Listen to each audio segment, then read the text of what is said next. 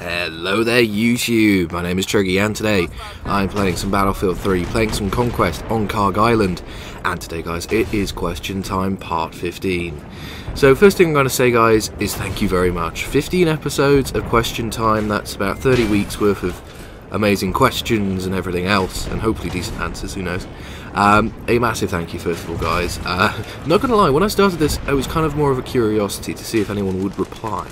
But my oh my guys, the quality of questions and just in questions in general I have had over the weeks has been top notch, and I'm pleased to say I got 38 more top questions to get through this week. But before I get to the questions this week, a few little, I don't know, updates from myself about what you'll be seeing from me in the very near future. Well, first of all, you won't be seeing too much from me in the near future. It's kind of fun. Once I finished university I thought, oh no, I'll have loads of time, I'll just be able to, you know, take my time, play games, whatever else. Nope.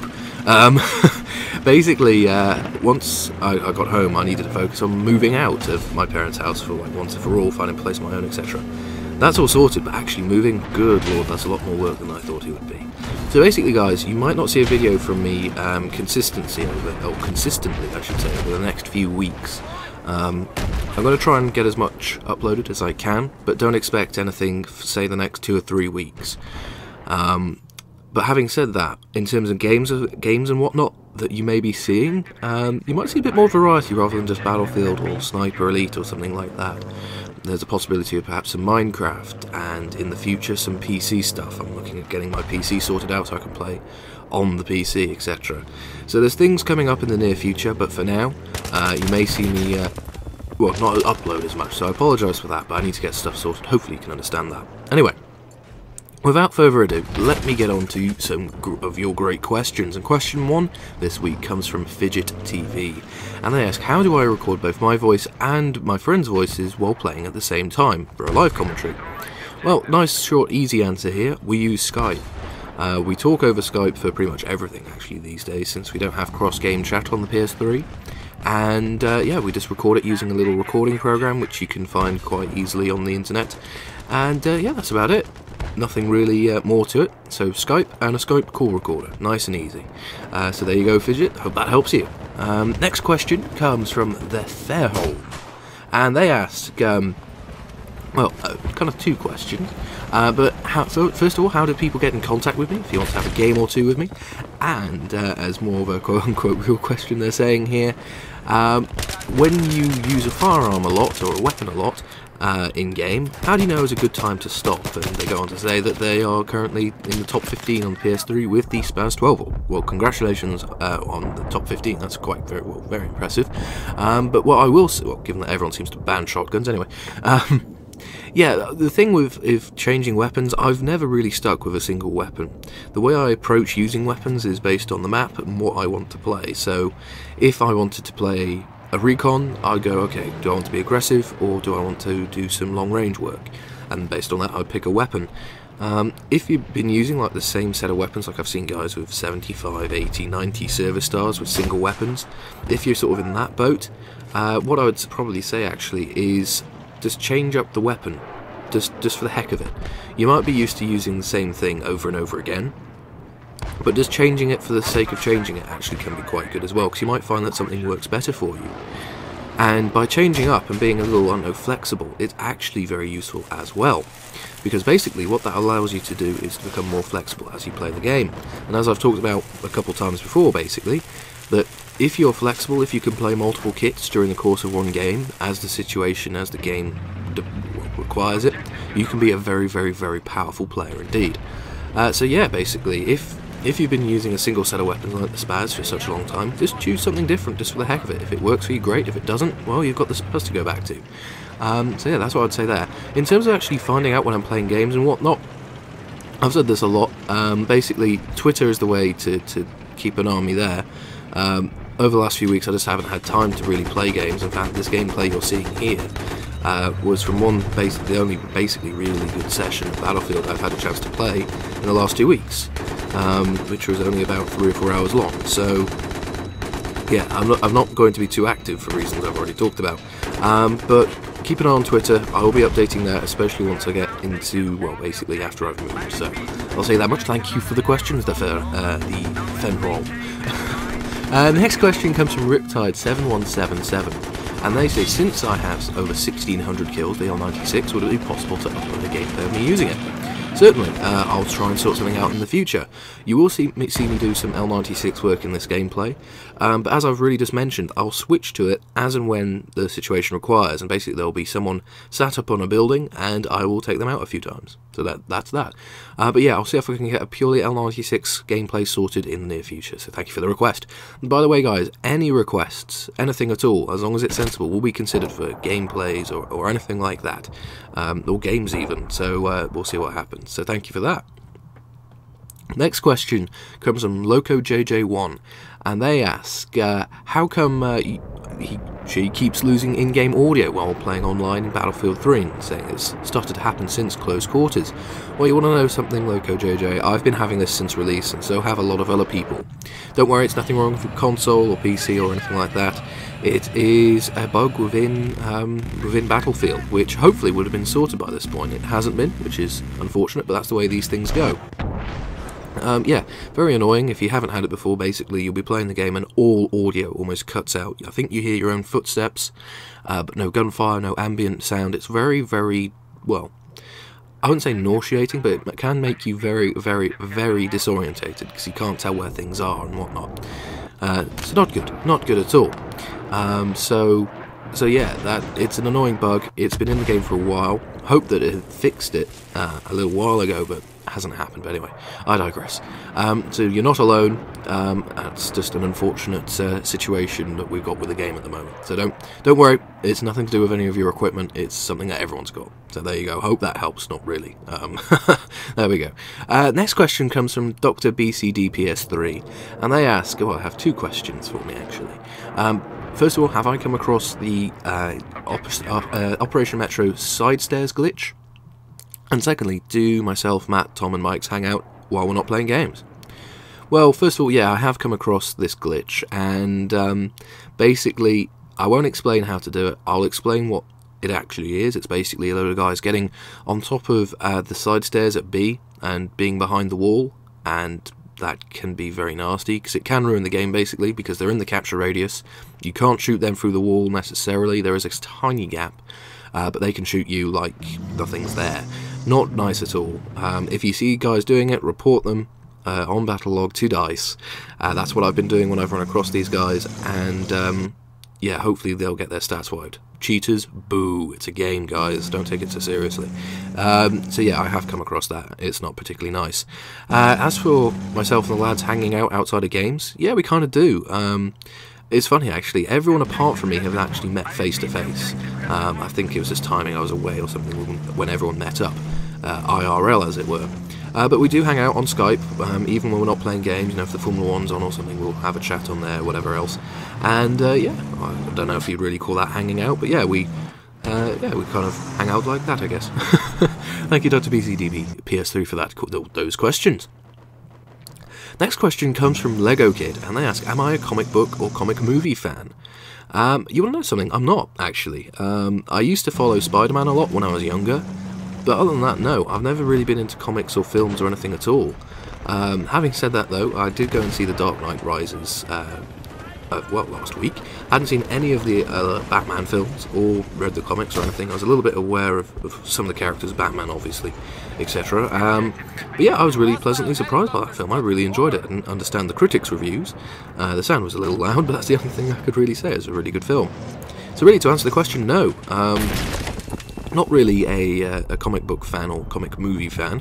Having said that, though, I did enjoy The Dark Knight Rises, and I'm going to investigate the rest, so I'm not sure if that's the beginning. Who knows? Thank you for the question, Lego Kid. Next question comes from Camper Owns, and they ask, well, do I know if Sony would be doing another web page to reserve PSN IDs for the next PlayStation console? Well, I don't know, because the next PlayStation hasn't been officially announced. But what I would say is this: in my opinion, if Sony had a separate system for the new PlayStation, that would be ridiculous. I don't see why Sony wouldn't keep the current PSN list of names for the next console. I don't think it would make sense to create a new PSN for each console. So, no, I don't know if there is a web page, and if there was, I think it would be a bit daft. I mean, we've got a set of perfectly good names here and now, why not use those?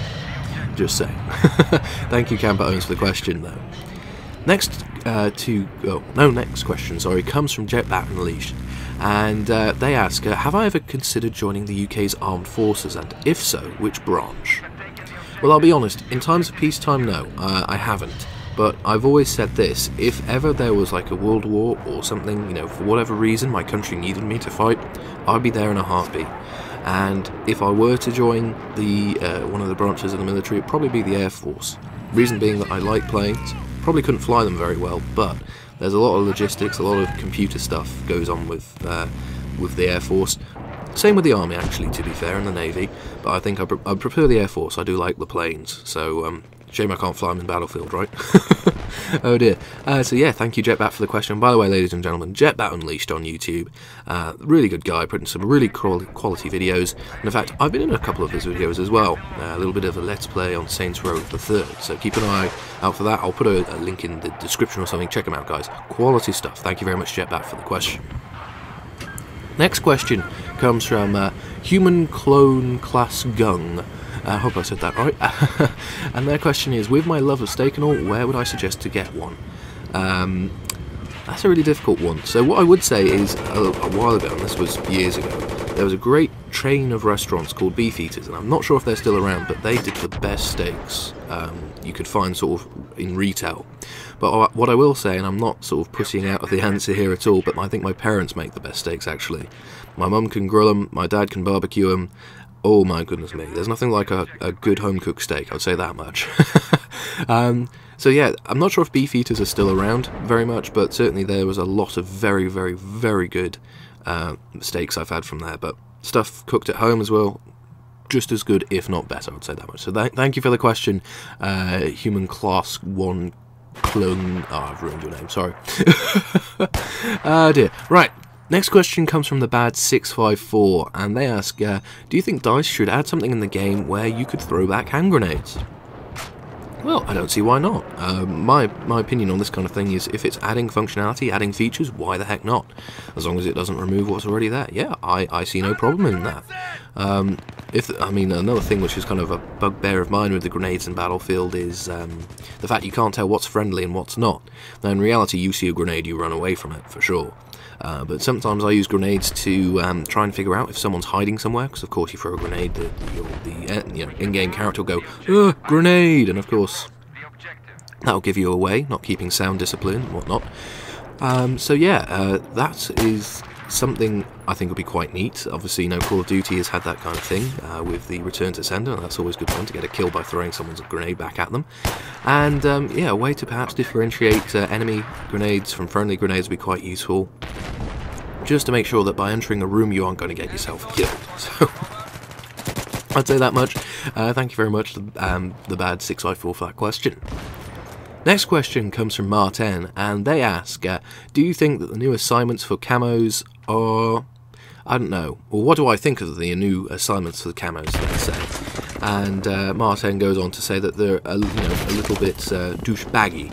You want to know something? I can totally agree, concur, everything about that. I think that the latest set of assignments for Battlefield have been mistakes. I wouldn't say mistakes, but I think they've missed a trick. So the thing with the assignments is the back to car canned assignments were fantastic, because what they did is they focused on like the team roles, the team play, the natural gameplay, and got people to play the kits and things properly, which was great.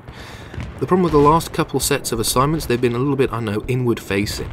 So for example, to unlock the camouflage for the L96, you need to get a 350 meter headshot, 100 kills with the L96, and 50 MAV spot assists. To get a 350 meter headshot, you're going to have to crawl up on a hill or something somewhere, take yourself out of the game, and that's not good.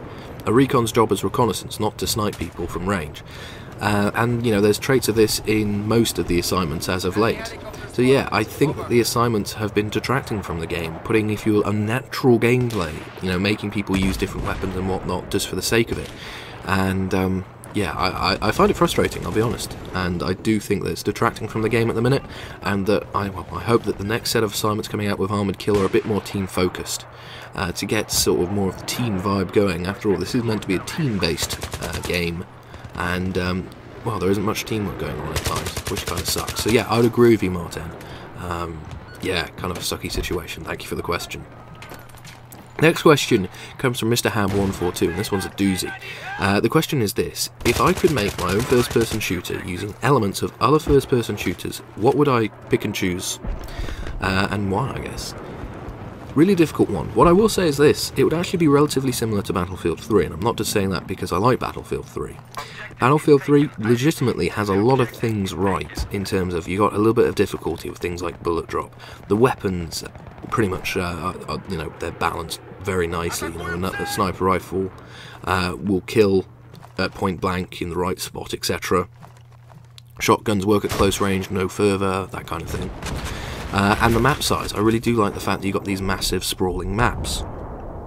The only things I would really change, to be honest, would be the controls. The controls are good, don't get me wrong, but when you think of, like, say, a Call of Duty or something like that, naughty Jetrammer, Call of Duty or something like that, the controls are a lot nicer feeling, let's say.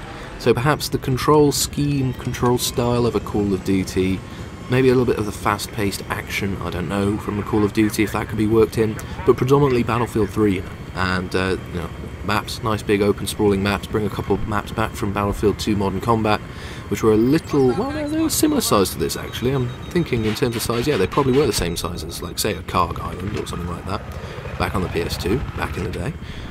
Yeah, things like that I think wouldn't go amiss, and certainly, you know, there's a lot of first-person shooters about at the moment, and I think if you did combine them, it's a really great question, if you did combine them, you get something very special indeed. So yeah, that's my take on it. Battlefield 3 with a little bit of a Call of Duty hint, and some maps from some previous Battlefield games, I think we'd be in business. So thank you, Mr. Hab, for the question. Next question comes from Megadude599, and they ask, if I could own a weapon, what would I own? Well, if I had the opportunity to own a firearm, I would love to own an M1911. Reason being that it is one of my favourite firearms. It's an older weapon, well, it's from 1911, but it's still going, still very relevant, and is all in all proven to be an excellent firearm. So we got a bit of a weird moment here. Who knows palm trees can deflect TV missiles, Random. Anyway, yeah, M1911 is a great handgun. I respect it a lot. It's my favourite handgun in Battlefield 3. It's been in multiple games and I've always gone to use that. And yeah, M1911. Can't really say much more than that. Thank you for the question, there, Mega D. Next question comes from Missile636, and they ask, after dry reloading, should you reload again? And for those of you who don't know what basically this question is asking, in Battlefield 3 you have the loaded round model. So say you have fired off all the ammunition, say in a SCAR, that's 20 shots. You reload, you get 20 to fire, and if you reload again you get 21, because the first round is loaded into the chamber for you. And basically there's dry reloading, dry being an empty weapon, reload again. Well, my take on this is basically, always go into any situation you can armed, well, loaded up, reloaded, whatever. If you can have an extra round in the chamber, by all means do it, but if it's going to cost you some time or potentially get you killed or something, of course think about that situation, don't necessarily do it. I've just got it worked into the way I play the game to always reload, to have the most ammunition loaded at all times, basically, as possible. So yeah, I will fire all the rounds off from my weapon and then reload twice. I think you might have seen it once or twice during this game, to be honest. Yeah, it's just something I've gotten used to, and it's something which I think you can't really do too much wrong with. So yeah, I would say yes, depending on the situation, of course, but yes. So hopefully that helps you, Missile. Thank you for the question. Next question comes from Psychofish, and they ask, in a zombie apocalypse, what melee weapon would I prefer to use? A friend. You want to know something? I think using a friend would be a bit, you know, dangerous. You know, they have feelings and all. Sorry, I'm being pedantic. Tricky question this. Now, in terms of like a zombie apocalypse, I'm working on the assumption that like the world is destroyed and there's not much going on, and thus weaponry might actually be really hard to come by. So what I would say actually is, I know perhaps a little stereotypical, but a set of kitchen knives. And the reason I say that is they're quite versatile. So you could attach them, say, to a broom, so you got like a bit of a spear or a pike or something. You could throw them if you so needed. The only thing is, obviously, you would run out, so you'd perhaps need to go into a couple of kitchens to reload. But still, probably a kitchen knife, or a set of kitchen knives, I should say, would hopefully see me pretty well. Not saying that I'm a ninja, being able to throw knives, but I don't know, something a bit different, rather than, say, your traditional chainsaw or a sword or something, I don't know. So yeah, probably some short knives, which you can throw, I'd say. Over that, well, I'm not sure how that would help you, Psychofish, but there you go, Psychofish, hope that answers your question. Next question comes from Warlord 117, and they ask, elevators in Battlefield 3 multiplayer. Yes, I'd like to see those. I think they could add some interesting gameplay elements. I mean, just imagine you got someone locked down into an elevator, they're trying to escape, you just cut the cable, splat. Very tasty, very nice, I like. Yeah, I could see that working quite nicely. Yeah, why not, why not? There you go, thank you for the question. Next question comes from Trip Off the Block 99, and they suggest that personally they'd like to see myself, Matt and Tom, and Mike's playing some Minecraft, maybe a custom user-created map. Who knows what you might be seeing in the next few weeks, Chip Off the Block, who knows, who knows. Thank you for the suggestion, and again, all sensible suggestions will be considered, and that's the truth, guys. Next question, or next two questions, comes from Tom Smith, and one of them is quite heavy and will take a little while to explain. But their first question this week is, what would be my favourite Formula 1 track? And it could be perhaps an older track as well. Well, I think I've had this question before, and I can't remember actually my response, but basically Spa. I love Spa. There's something about the place, it's been there from the start, for instance. Hasn't really changed too radically after they got rid of sort of the really long road course. Lots of challenging corners, really test a Formula 1 car even today. Just a great all-round course. So I'd say Spa is my favourite Formula 1 course. In terms of the other question, which is a little bit heavier, Tom suggests talking about Belgium, since I've been to Belgium, in a commentary. Well, what I'll do now is give you a bit of a sum up. So basically, Belgium has made me very humble. Not only is it a great country to visit, I can't recommend it enough, the people are fantastic, the food is fantastic, I mean, the beer guys, good lord, so many lovely tasting beers, the food is amazing, etc. If you think you're Belgian stereotypes, it's true, and it's in abundance, and it's fantastic. But the real reason I became really humble in Belgium, of all places, is it's the first time I've actually been onto an actual battlefield. Where I was in Belgium was around Ypres. And basically, if you didn't know, during the First World War, it was a stalemate. Basically, Ypres was the last town, city, before the last sort of hill before Dunkirk. And during the First World War, whoever held Dunkirk held the English Channel, and that had implications in terms of supplies and everything else. So a lot of fighting was done around Ypres, and in fact there was fighting there for a good majority of the war. And I think I'm right in saying that for every couple of inches gained or lost, someone died. That's inches, guys. That's nothing. Trench warfare, horrible stuff. And it was just really very humbling even, not only to be there, but to see what was left. So for example, I'll have a picture on screen now. This is the German cemetery, the student cemetery. I think it's the largest cemetery in the area. 50,000 German soldiers, all students, 18, 19, 20 years old, in that little square there. It's a mass grave. That freaked me out. You go around just like what was the battlefields, and you will find live shells. So basically after the war there were so many shells and things left over, they didn't know what to do with them. They just buried them in the floor, and they're all coming back up. You got some gas shells, you've got some canister shells, just around. Apparently the Belgian bomb squad come round every now and then, pick them up and defuse them. And then you see, actual rounds and ammunition and bunkers and other stuff all over the place. You kind of go, wow, it's just, you can't imagine it. You really can't.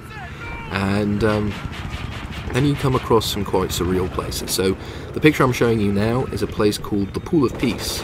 Quite a nice tranquil area. It's a nice big pond, for want of a better term. I think it's about 55 metres deep. It's about 100 metres across from side to side. And during the war, basically this place is on top of a hill. It was a German thingamajog, outpost. Basically, there was a load of people observing the area. It was a valley. They were watching. And of course, being trench warfare, you can't just assault something like that. You get shot from the trenches. So what people would do is actually tunnel underneath the trenches and put explosives. And that crater was created by 45 tons of explosives going off at once. And apparently, some 10,000 German soldiers went missing in action in 10 seconds. It's just incredible. You can't imagine it. So certainly it's made me humble in terms of sacrifice and everything else, and certainly next Remembrance Sunday I'm going to be looking at that in a completely different light. But also, how places can change and move on. I mean, Belgium is such a wonderful place now, you just wouldn't imagine it being so torn up. So yeah, Belgium, I can't recommend it enough. It's a fantastic place to visit, guys. If you get the opportunity, do go. But yeah, it also makes you realise how lucky we are today and what's been sacrificed in the past and whatnot. So yeah, thank you, Tom, for those questions. Hopefully it's not been too heavy. But yeah, an interesting place, Belgium, a lovely place, and Spa, also in Belgium. Now I come to realise it. Huzzah, wonderful. Dear, fail in the helicopter. There we go, thank you for those questions. Next question comes from Arkan's Razor, and they ask, what class do I find the hardest to use without using, say, a PDW or a shotgun? Now you might be surprised by this, but actually, out of all the kits, I actually find the Assault the hardest to use if you're excluding the personal defense weapons and the shotguns. Reason being that Recon is my go-to kit. I can play that in whatever circumstance. Support I can play once you understand that the light machine guns shouldn't just be fired from the hip, get a bipod up, you're sorted. And Engineer's pretty easy, you go and destroy vehicles and shoot things. Assault is kind of a tricky one to get my head around, really, because not only do you have to be half medic, half hitman, it's just transferring between the two, it can be quite difficult, and you will make rash decisions, you know, running out of cover to try and heal someone or revive someone and getting yourself killed and things. I find it quite tricky. Not to say that I can't play the Assault, I can do it, but certainly, you know, out of all the kits, I find it the difficult just on that merit, basically. To be honest, I can play all the kits relatively well, but certainly if there was a weakness in my armour, as it were, it would definitely be me playing as an Assault, so I'd say that much. Thank you for the question, an interesting one. Arkan's Razor, thank you for that. Next question comes from Jack Smith, and they ask, what is my favourite map in Battlefield 3? I'm going to have to say Karg. It reminds me a lot of previous Battlefield maps, which I had a lot of fondness for, mainly A Bridge Too Far, and I've talked about that far too much in previous commentary, so I'll stop going on about it. But yeah, Karg, it's got massive areas, it's got areas for a little bit of everything, you know, you can have vehicle fighting, infantry fighting, etc., and it's good times. So yeah, I'd say Karg. So thank you for that, Jack. Next question comes from Frank, 3121, and they ask, is there a way of figuring out who is administrating a server in-game? No, there isn't, unfortunately. You can tell who owns the server, but that's only when you're in the server browser, which isn't particularly helpful.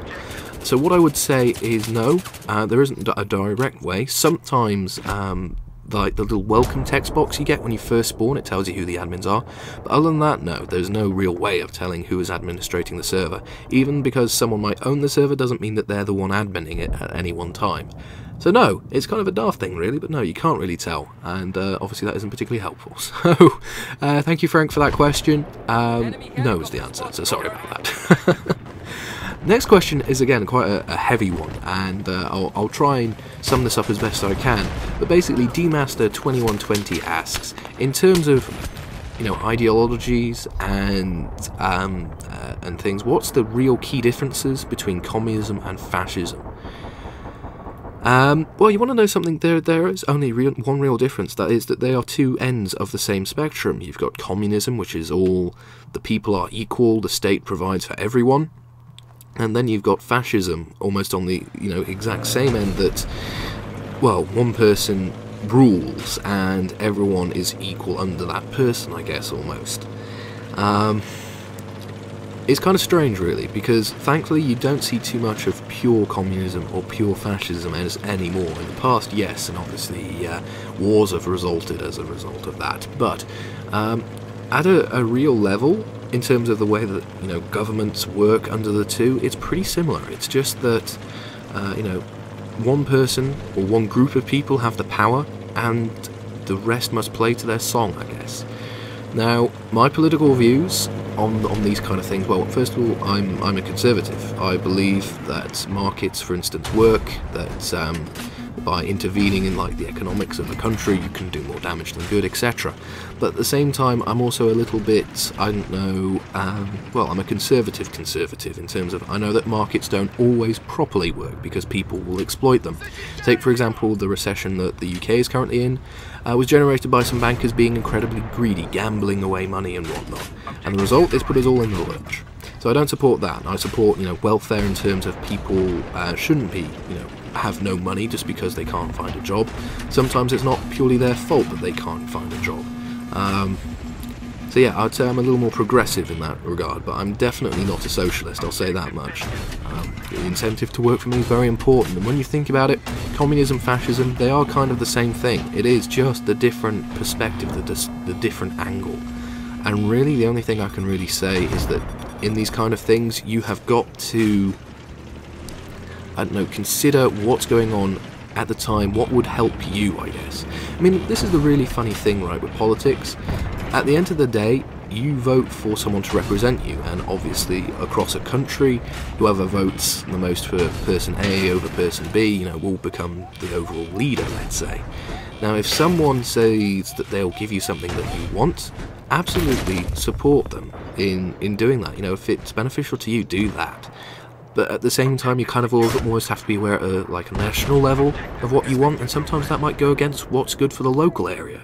To be honest, politics for me, it's all quite fickle. But anyway, I digress without going on to a full-blown rant. But basically, to be honest, in my eyes, there isn't too much difference as well. It's just the two extremes of the same basic control, that someone is in charge and everyone else has to play to their song.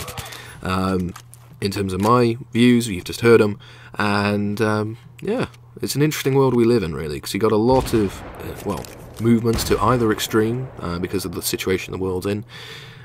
We'll just see what happens, really. I'm not going to predict the future, because normally you predict it wrong. So, D-Master, a really interesting question there.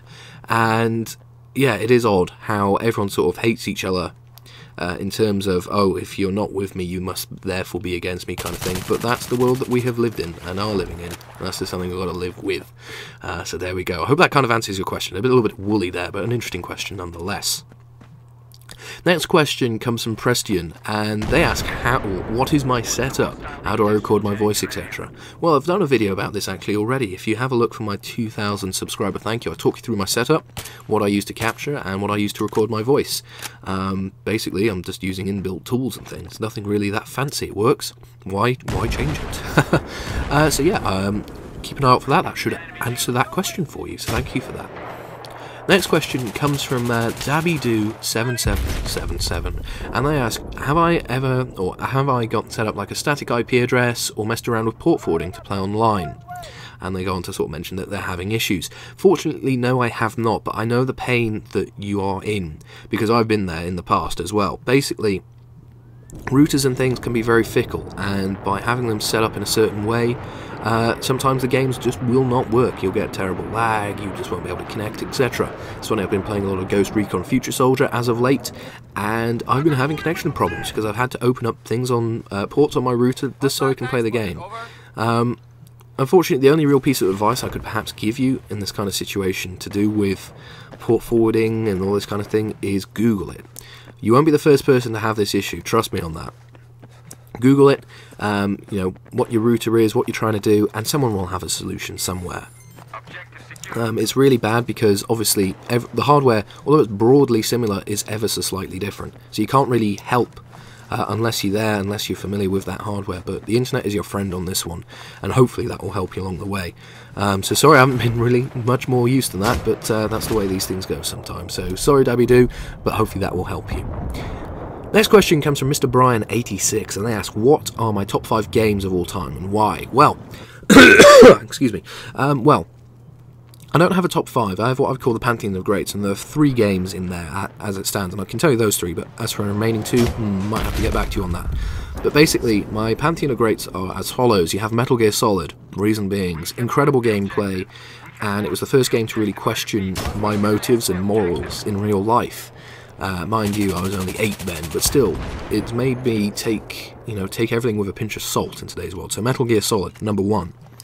Second, I'd have to say Red Dead Redemption. Reason being, purely story. If you haven't played that game, guys, seriously, go and pick it up.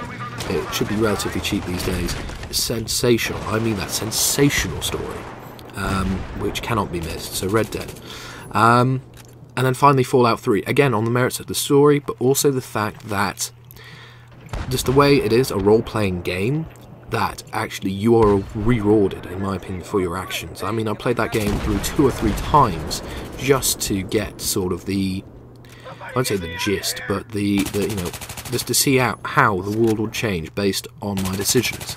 And again, it's one of those games where it makes you appreciate you have power. that you can do something. So yeah, those are my top 3. I don't have a top 5 yet, but certainly, you know, those 3 for definite. I have to get back to you on the other 2. So hopefully that answers a bit of your question, Mr. Bryan. Thank you for it. Next question comes from Seems Extreme, and they ask, what brought myself to go with Matt, Tom, and everyone else in the first place? Well, you might be able to guess, but it was a game, and in fact it was the original Rainbow Six Vegas. Basically, the game came out relatively early, this console sort of life cycle. I saw it advertised in a magazine the day before it came out, and I was kind of like, yeah, it looks alright, and I picked it up on a whim, actually. I wasn't going to buy it originally, and I was playing a couple games, and a few weeks after the game came out, I was in a lobby and someone else had a microphone, and it was Matt. Back in the day, you see, there were very few people with microphones. It's much better now compared to how it was.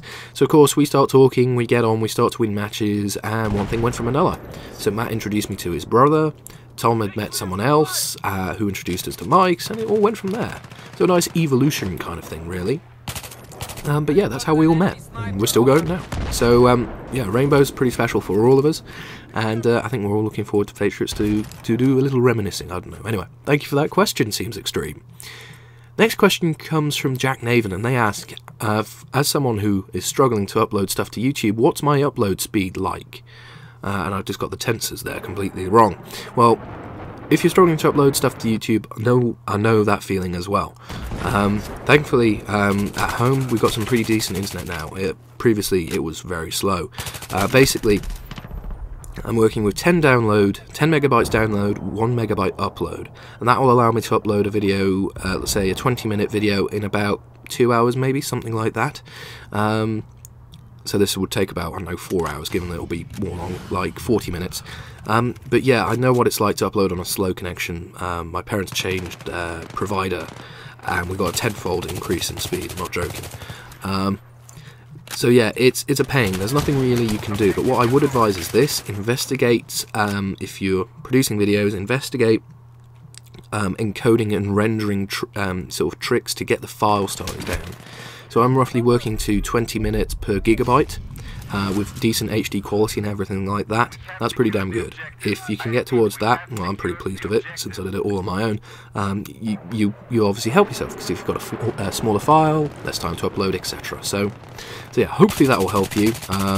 Obviously, faster internet the better in these things, but at the same time, by having a little bit of slow internet, it can actually make you more focused on improving what you've got. So that's what I would say. So thank you for the question. Unfortunately, it's not really an answer. So anyway, thank you, Jack Naven, for that great question.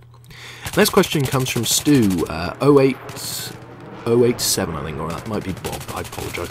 And they ask, would I ever take part in a PTFO competition organised by other YouTubers or by fans? Well, I took part in PTFO Director's Cut, and that was incredible fun, met a lot of incredible people, and I think I would do it again, you know. I think I perhaps overdid it a bit with the videos. I did release a lot of videos for PTFO Director's Cut, but having said that, we got a lot of success with it, so yeah, I probably would, you know. It was a lot of fun, so yeah, I'd say yes. Thank you for the question.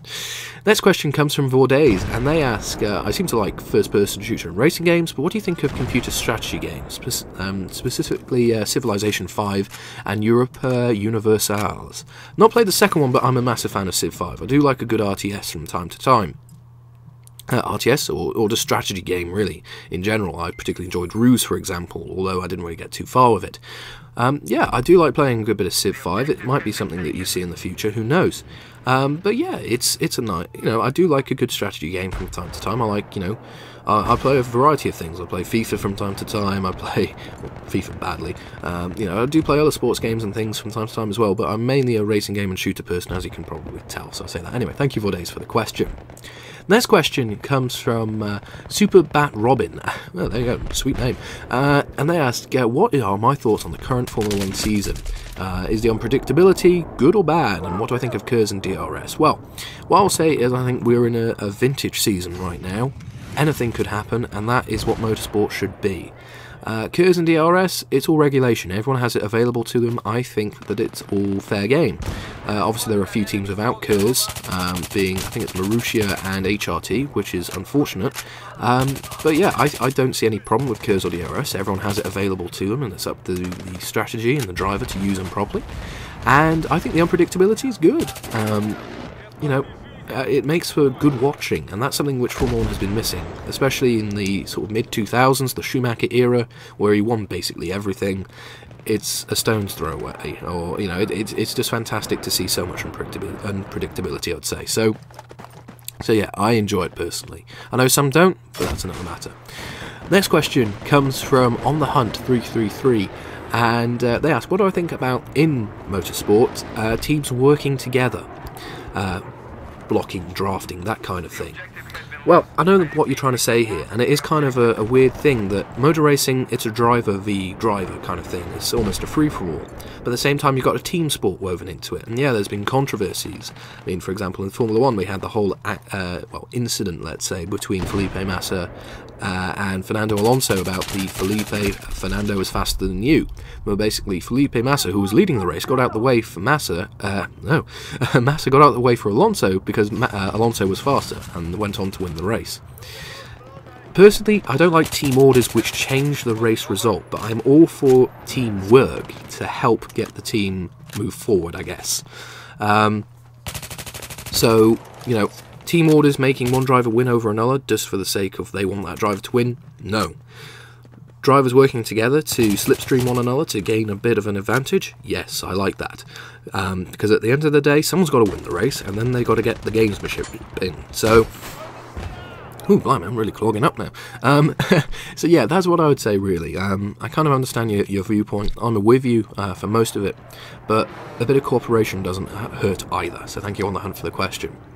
Next question comes from ddunk1994, and they ask, do I have any tips on quickscoping in bolt-action sniper lobbies? Yeah, use a laser. Don't bother to aim, use the laser to try and line up the shot, and when you're confident, aim down the sight just to make it even more pinpoint, I guess. I don't know. Anyway, unfortunately, I've run out of time, and I have a couple more great questions. Unfortunately, I won't have time to answer them. What I'll do, as always, is I'll answer all the questions left in text in Question Time Part 14, so keep an eye out for your answers to your great questions there. But guys, thank you as always for your fantastic questions. If you have any for the next Question Time, feel free to leave it down in the comments below. And, well, what I'll say for here is thank you very much for all the great support and everything else. I really do enjoy making these videos, and I'll see you in a few weeks' time, once I had a little break, with even more Battlefield, even more crazy gaming action, and roll on September with Armored Kill. Excuse the pun. Anyway, guys, I hope you've enjoyed the video. I've been Chuggy, and I'll see you next time out on the battlefield.